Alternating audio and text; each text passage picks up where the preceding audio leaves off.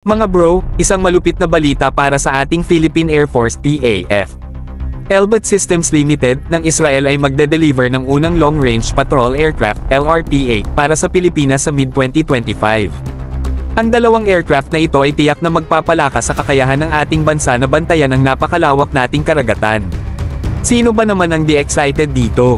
Napakahalaga ng LRPA na ito mga bro, dahil hindi lang ito basta aircraft, ito ang mata ng ating Air Force sa pagpapalakas ng maritime security. Ang pagkakaroon ng ganitong long-range capability ay makakatulong sa pagdetect ng mga banta sa ating territorial waters, lalo na sa mga usapin sa West Philippine Sea.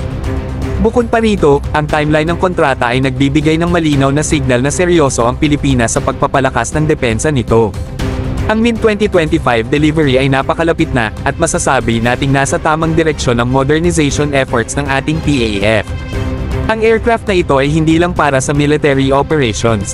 Maaari rin itong gamitin sa humanitarian missions, tulad ng disaster response at search and rescue operations.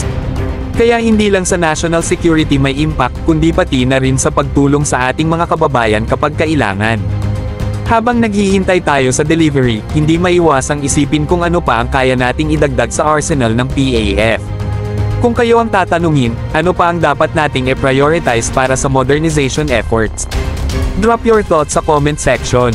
Ang pagbabagong hatid ng LRPA ay siguradong mag-iiwan ng malalim na marka sa kapasidad ng ating bansa na protektahan ang ating teritoryo at tumulong sa oras ng sakuna. Mga bro, let's support our PAF, modernizing for a safer tomorrow.